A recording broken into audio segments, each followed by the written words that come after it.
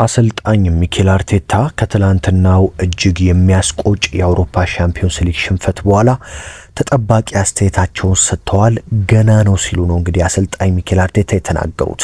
የመድፉ አለቃ ሚኬል አርቴታ እንግዲህ አርሰናልን ከ16 ዓመታት በኋላ ወደ ግማሽ ፍጻሜ ቢያሻግሩትም ትላንት ምሽት በፓሪስ ሰን ዠርሜን በሜዳቸው የደረሰባቸው የ1-0 ሽንፈት እጅግ አስቆጭ እንደነበረ ከጨዋታው በኋላ ተናግረዋል። አሰልጣኝ ሚኬል አርቴታ አርሰናል ማሸነፍ ይገባው ነበር ሲሉ ተናግረዋል። እኛ በመጀመሪያዎቹ ደቂቃዎች ከተወሰዱብን ብልጫ በኋላ ጨዋታውን ተቆጣጥረን የቻልነውን ሁሉ አድርገናል ያሉት አሰልጣኝ ሚኬል አርቴታ ገና አልተጠናቀቀም፣ የተጠናቀቀ ነገርም የለም ሲሉ ተናግረዋል። አሰልጣኝ ሚኬል አርቴታ እንደተናገሩትም ከሆነ በምሽቱ ጨዋታ የፒኤስጂው ግብ ጠባቂ ዶናሩማ ልዩነት ፈጣሪ ነበር ሲሉ ገልጸውታል።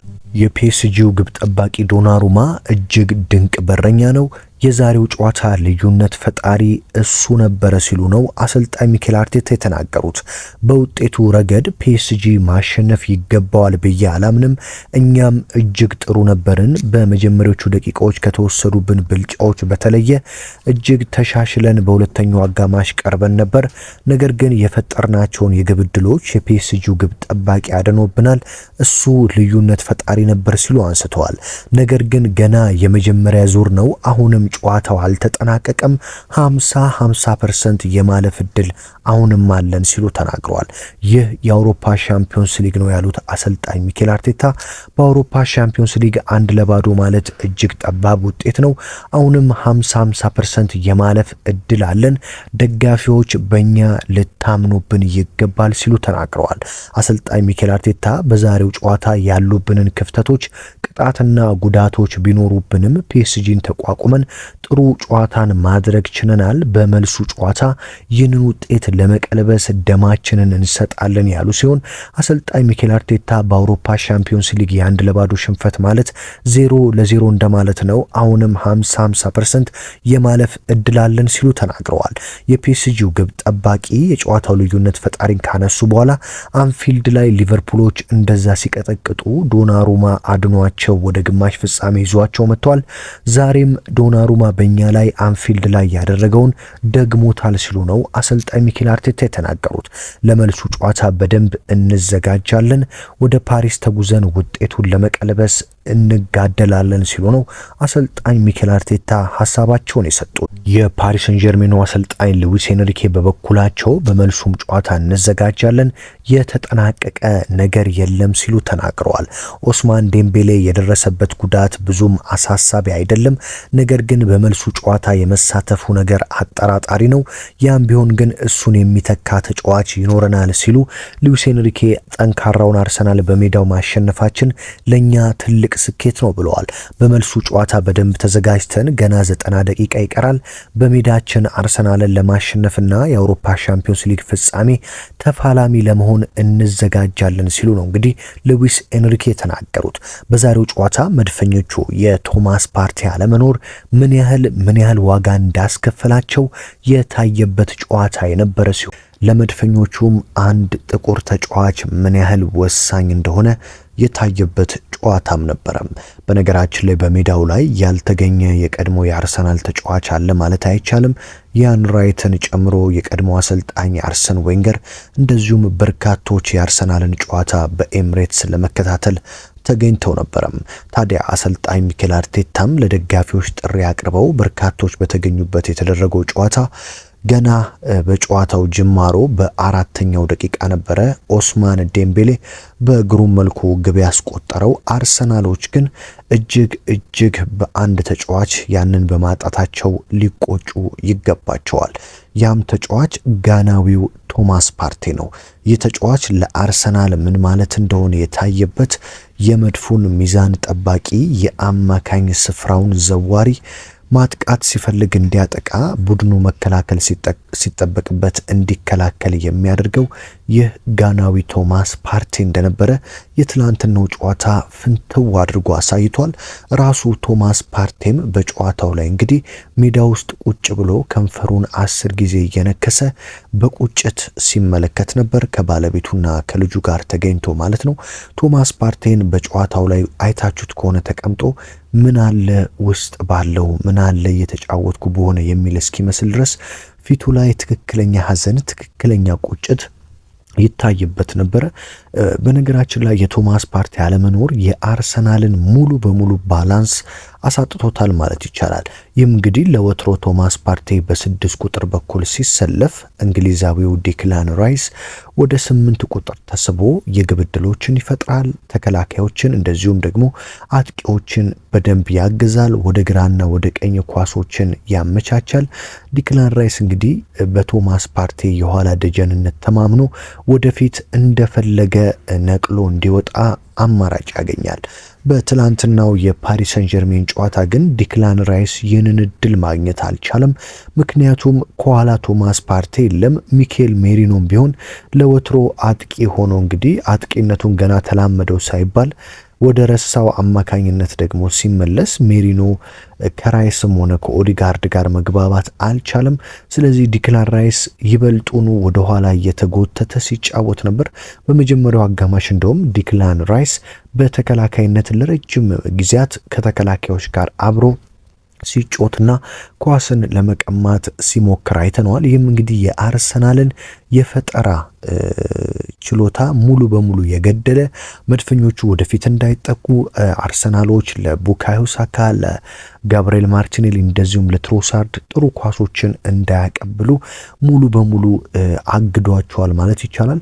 በዘመናዊው እግር ኳስም ምን ያህል የአማካኝ ስፍራ ጥራት ለጨዋታ ወሳኝ መሆኑን የተመለከትንበት ነው። የፓሪስ ሰን ጀርሜን የመሃል ሜዳ ተጫዋቾች ከአርሰናል በልጠው ኳሱን በተለይም በመጀመሪያዎቹ 35 ደቂቃዎች እንደፈለጉ ሲያደርጉ፣ ማጥቃት ሲፈልጉ እያጠቁ፣ መከላከል ሲፈልጉ እየተከላከሉ የጨዋታውን ፍሰት በሚገባ ተቆጣጥረው መድፈኞቹን እንግዲህ ፋታ አሳጥተዋቸው ተመልክተናል። በተለይም መድፈኞቹ ገና በጊዜ ግብ ሲቆጠርባቸው እጅግ ተደናቅጠው እንግዲህ ወደ ጨዋታው ለመመለስ ከ30 እስከ 35 ደቂቃ ፈጅቶባቸዋል።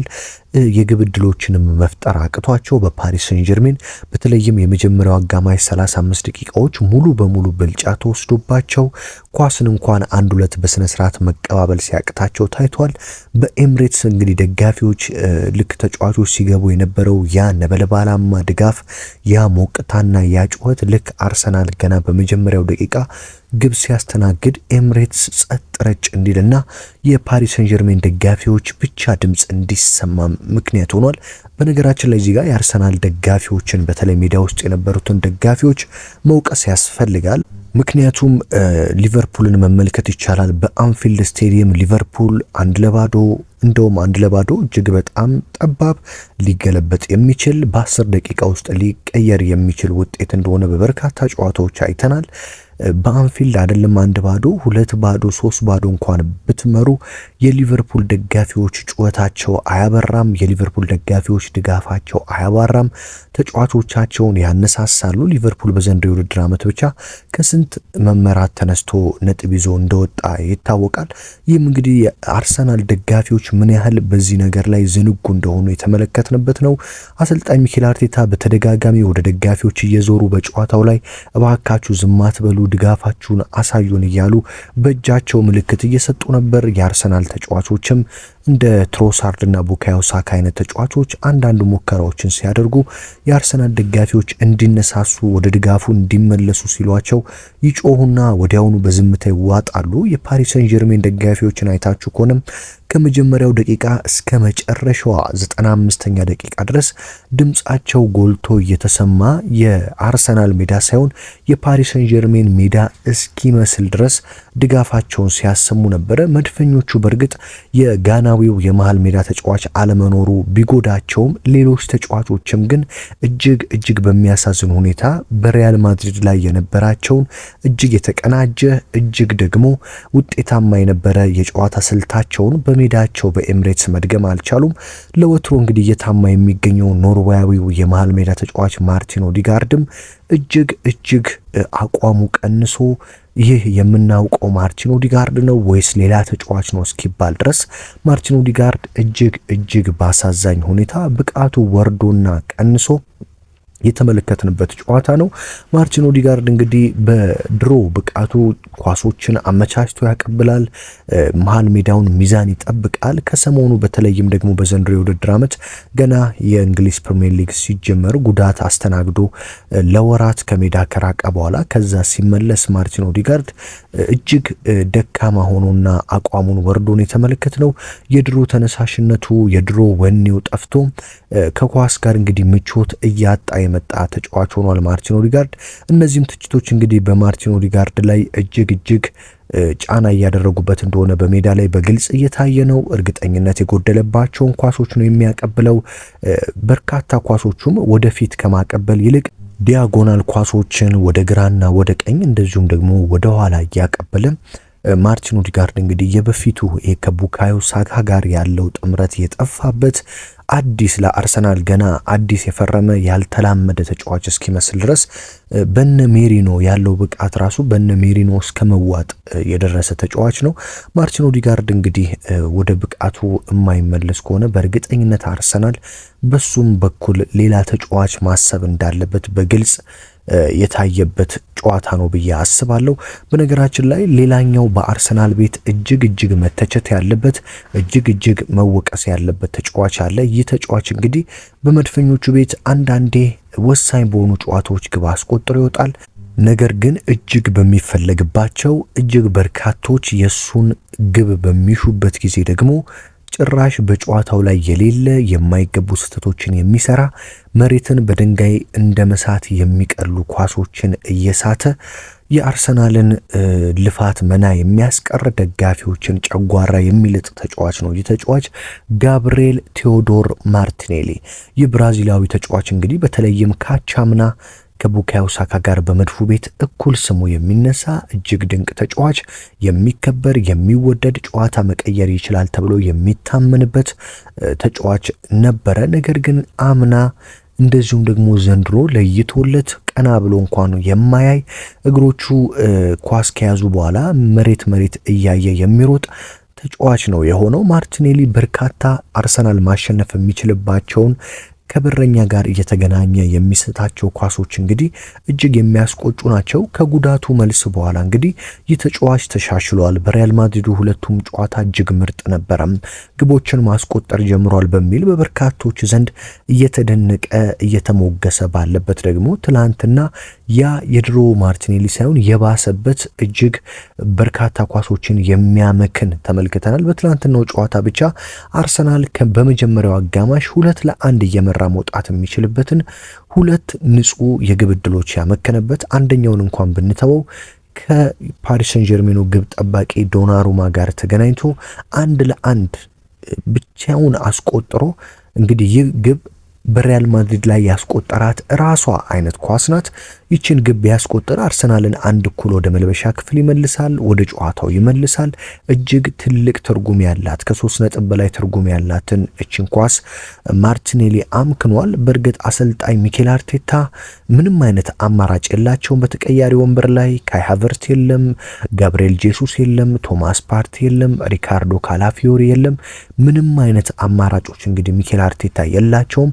ያላቸውን አማራጮች አሟጠው ቢጠቀሙም እንግዲህ የፈረንሳዩን ክለብ ማሸነፍ አልቻሉም። ፓሪስ ሰን ጀርሜኖች የፊት ለፊት መስመራቸው እጅግ አስጨናቂ እንደ ኦስማን ዴምቤሌ፣ ኪቪቻ ክቫራትስኬሊያ፣ ዴዜሬ ዱዌ ተቀይረው የገቡት ብራኮላና ራሞስ ራሱ ምን አይነት የፊት ለፊት መስመር ተጫዋች እንደሆኑ በግልጽ የታየበት፣ የመሃል ሜዳው የአማካኝ ስፍራ ተጫዋቾቹ እነ ፋቢያን ሪዩዝ እንደዚሁም ደግሞ እነ ቪቲኒያን ጨምሮ ምን አይነት ድንቅ ተጫዋቾች እንደሆኑ ያሳዩበት ነው። መድፈኞቹ እንግዲህ በርካታ ግቦች ሊቆጠሩባቸው ይችሉ ነበረ። ምክንያቱም 2 እና 3 ኳሶች ለፓሪስ ሰን ጀርሜኖች የግቡ አግዳሚ ገጭቶ ወጥቶባቸዋል። እንደዚሁም ከግብ ጠባቂ ጋር 1-1 እየተገናኙ የሳቷቸው ዴቪድ ራያ ያዳናቸውን ኳሶች ስንመለከት ምናልባትም ፓሪስ ሰን ጀርሜኖች የትላንትናውን ጨዋታ አርሰናልን በሜዳው 3 እና ከዛ በላይ ግቦችን አስቆጥረው ሙሉ ለሙሉ 99% ወደ ፍጻሜ ማለፋቸውን አረጋግጠው መሄድ የሚችሉበትን እድሎች አምክነዋል። መድፈኞቹ እንግዲህ 1-0 መሸነፋቸው እድለኞች ናቸው ማለት ይቻላል። አርሰናሎችም ጨዋታውን እንግዲህ በልጠው ደግሞ በቆዩባቸው ደቂቃዎች ይህ ነው የሚባል የግብ ዕድል መፍጠር አልቻሉም። ሚኬል ሜሪኖ ከእረፍት እንደተመለሱ ግን ቢያስቆጥርም እንግዲህ እጅግ በሚያሳዝን ሁኔታ በቫር እሱ ብቻ ኦፍሳይድ ግማሽ ሰውነቱ ገብቶ ግቧ እንድትሻር ምክንያት ሆኗል። ሌላኛው የአርሰናሉ አጥቂ ቤልጂየማዊው ሊያንድሮ ትሮሳርድም እጅግ የሚያስቆጭ ኳስ ብቻውን ከፒኤስጂው ግብ ጠባቂ ዶናሩማ ጋር ተገናኝቶ እንግዲህ የፓሪስ ሰን ጀርሜኑ እጅግ ድንቅ ግብ ጠባቂ ድንቅ ኳስ አድኖ ፓሪስ ሰን ጀርሜኖች እንግዲህ በ5ኛው ደቂቃ በኦስማን ዴምቤሌ ግብ አሸንፈው እንዲወጡ ምክንያት ሆኗል ማለት ነው። በነገራችን ላይ አርሰናሎች ጨዋታው 1-0 በማለቁ እጅግ እድለኞች ናቸው። የ1-0 ውጤት በአውሮፓ ሻምፒዮንስ ሊግ እጅግ በጣም ጠባብ ውጤትና የማያስተማምን ውጤት ነው። የፓሪስ ሰን ጀርሜን ተጫዋቾችና አሰልጣኞችም ከጨዋታው በኋላ ይህ ምንም የሚያሳምን ውጤት አይደለም፣ 1-0 እጅግ በጣም ጠባብ ውጤት ነው ብለዋል። ምንም እንኳን አርሰናልን በልጠን ብናሸንፍም የዛሬው 1-0 ግን ገና ሌሎች 90 ደቂቃዎች ይቀራሉ በፓሪስ ለሱም እንዘጋጃለን ሲሉ እንግዲህ ከጨዋታው በኋላ ተናግሯል። መድፈኞቹ ይህንን የ1-0 ውጤት እንግዲህ በሜዳቸው ተሸንፈው ወደ ፓሪስ ተጉዘው እንደ እሳት በሚፋጀው የደጋፊ ድባብ እንግዲህ በፓርክ ዲ ፕሪንስ እንግዲህ ፒኤስጂን ከአንድ በላይ ግብ አስቆጥረው ጥለው ለማለፍ ከፍተኛ ትግል በቀጣይ ሳምንት ሮብ ይጠብቃቸዋል። በነገራችን ላይ የፓሪስ ሰን ጀርሜን ደጋፊዎች ነውጠኛ ከሚባሉ የአውሮፓ ደጋፊዎች የሚመደቡ ናቸው። በኤምሬትስ እንኳን መተው ትላንትና ለ3000 እና 2500 ሆነው ያ ሁሉ 60000 ደጋፊ በተገኘበት ጸጥ ረጭ አስብለው የነሱ ብቻ ድምጽ እየተሰማ እንዴት ሲጨፍሩ እንዴት ቡድናቸውን ሲያነሳሱ እንደነበረ ተመልክተናል። ታዲያ ይህ ድጋፍ በፈረንሳይ በፓርክ ዲ ፕሪንስ በፒኤስጂ ስቴዲየም ምን ያህል ሞቃት ምን ያህል እንደ እሳት የሚፋጅ ድጋፍ ሊሆን እንደሚችል መገመት ቀላል ነው። መድፈኞቹ በሁለተኛው ጨዋታ ጥሩ ዜና እንግዲህ ቶማስ ፓርቴ ወደ ጨዋታ መመለስ ነው። ቶማስ ፓርቴ እንግዲህ በሪያል ማድሪዱ በማይገባ በእንዝላልነት ልንለው እንችላለን ያገኘው ቢጫ ካርድ አርሰናልን ለዛሬው ጨዋታ ሙሉ በሙሉ ዋጋ ያስከፈለው እንደሆነ ተመልክተናል። ዲክላን ራይስ እንግዲህ እንደ ሕፃን ልጅ ሲቆጣው የነበረውም ለዚህ እንደነበረና ለምን እንደተቆጣውም ግልጽ የሆነላችሁ ይመስለኛል። እንግዲህ ለአርሰናሎች በመልሱ ጨዋታ ጥሩ ውጤት ይዞ የሚመጣላቸው እንደዚሁም ጥሩ ተስፋ የሚሰጣቸው ይህ የጋናዊው ኢንተርናሽናል ቶማስ ፓርቴ ወደ ሜዳ መመለስ ይሆናል። ቶማስ ፓርቴ ወደ 6 ቁጥር ሲመለስ ዲክላን ራይስ ወደ 8 ቁጥሩ ይመለሳል። እንደዚሁም ደግሞ ሚኬል ሜሪኖ ወደ አጥቂነቱ ይመጣል። ሊያንድሮ ትሮሳርድም እንግዲህ ጥሩ ተቀያሪ እንደዚሁም ደግሞ ካልሆነ በማርቲኔሊ በኩል ተሰልፎ ጥሩ የፊት ለፊት መስመር ልንመለከትበት የምንችል እድል ይኖራል። 1-0 ውጤት በእርግጥ በአውሮፓ ሻምፒዮንስ ሊግ አብቅቷል ተደምድሟል ልንልበት የምንችለው አይደለም። ተስፋ ሊኖረው ይችላል። ምክንያቱም አርሰናል በፓሪስ ተጉዞ እንግዲህ አንድ ግብ ማስቆጠር ከቻለ ጨዋታው አቻ ይሆናል ማለት ነው። ስለዚህ ይህ ለመድፈኞቹ እጅግ ጥሩ እድል ይሆናል ተብሎ ይጠበቃል። በፓሪስ ሰን ጀርሜን በኩል እንግዲህ ኦስማን ዴምቤሌ ጉዳት አስተናግዶ ተቀይሮ መውጣቱ የሚታወቅ ነው። ኦስማን ዴምቤሌ እንግዲህ ነገና ከነጎዲያ ምርመራ እንደሚያደርግ ሲጠበቅ የሃምስትሪንግ ጉዳት ሊሆን እንደሚችልና ምናልባትም የደርሶ መልሱ ጨዋታ ሊያመልጠው እንደሚችል እየተዘገበ ነው የሚገኘው። ኦስማን ዴምቤሌ እንግዲህ ግቧን አስቆጥሯል። እንደዚሁም እሱ በጨዋታው ላይ በነበረበት ጊዜ ፓሪስ ሰን ጀርሜኖች ከመከላከል ወደ ማጥቃት በሚሄዱበት ጊዜ እንደዚሁም ደግሞ ወደ አርሰናል የግብ ክልል በሚደርሱበት ጊዜ እጅግ አደገኛ ኳሶችን የሚያቀብል ወደ ግብ የሚሞክር እንደዚሁም ደግሞ ቆንጆ ላይናፖችን እየሰራ ከፓሪስ ሰን ጀርሜን ተከላካዮች ተቀብሎ ወደ አርሰናል የግብ ክልል የሚያደርስበት መንገድ እጅግ እንዲደነቅ አድርጎታል። ስለዚህ ኦስማን ዴምቤሌ በመልሱ ጨዋታ የማይኖር ከሆነ ለፓሪስ ሰን ጀርሜኖች ትልቅ ጉዳት ይሆናል። ለአርሰናሎች ደግሞ ኦስማን ዴምቤሌ በመልሱ ጨዋታ የማይኖር ከሆነ ለተከላካዮቻቸው ምናልባትም እረፍት ሊሰጣቸው ይችላል። እንግዲህ ጁሪየን ቲምበርም ተቀይሮ ወጥቷል በቤን ዋይት። በእርግጥ ጉዳት ገጥሞት ሊቀየር ነበረ። ነገር ግን ጉዳቱ ያን ያህል አሳሳቢ ባለመሆኑ ጨዋታውን ቢቀጥልም አሰልጣኝ ሚኬል አርቴታ ለማጥቃት ሲሉ በቤን ዋይት እንደቀየሩት አይተናል። አርቴታ በእርግጥ ቅያሬዎችን ያዘገያሉ የሚሉ ትችቶች በበርካቶች ተሰንዝሮባቸዋል። በትላንትናውም ጨዋታ አሰልጣኝ ሚኬል አርቴታ በ60ና በ70ዎቹ ደቂቃዎች እነ ኢታን ንዋኔሪ ያሉ ፍሬሽ እግሮችን ወደ ሜዳ አስገብተው አዳዲስ እድሎችን ይፈጥራሉ ተብሎ ሲጠበቅ፣ ነገር ግን እነ ማርቲኔሊ እነ ኦዲጋርድ ጥሩ ያልነበሩ ተጫዋቾች በሜዳ ላይ እስከ 90 ደቂቃ እንዲቆዩ ፈልገዋል። ኢታን ንዋኔሪንም የቀየሩት በ90ኛው ደቂቃ ነው። ይህም እንግዲህ በበርካታ የአርሰናል ደጋፊዎች ዘንድ አሰልጣኝ ሚኬል አርቴታ ተጫዋች ለመቀየር ይፈራሉ፣ ደቂቃዎችን ይወስዳሉ የሚል ትችቶችን ከፍ እንዲል አድርጎባቸዋል። እኔም በእርግጥ በትላንትናው ጨዋታ አሰልጣኝ ሚኬል አርቴታ በ70ዎቹና በ60ዎቹ መጨረሻ ላይ ተጫዋቾችን ይቀይራሉ የሚል እምነት ነበረኝ። ሚኬል አርቴታ ግን እጅግ ዘግይተው በ90ኛው ደቂቃ ነው የቀየሩት። አርሰናሎች ቡካዮ ሳካም በትላንትናው ጨዋታ በፓሪስ ሰን ጀርሜን ተከላካዮች እንግዲህ ቡካዮ ሳካ ልክ ኳስ ሲይዝ በሁለትና በሶስት ተጫዋቾች እየተከበበ የትኛውንም ኳስ እንዳያገኝና እንዳይጠቀም ሲደረግ ነበር። በመድፉ በኩል እንግዲህ የቶማስ ፓርቴን መመለስ ምን ያህል ተጫዋቾች እንደናፈቁ ያየንበት ነው።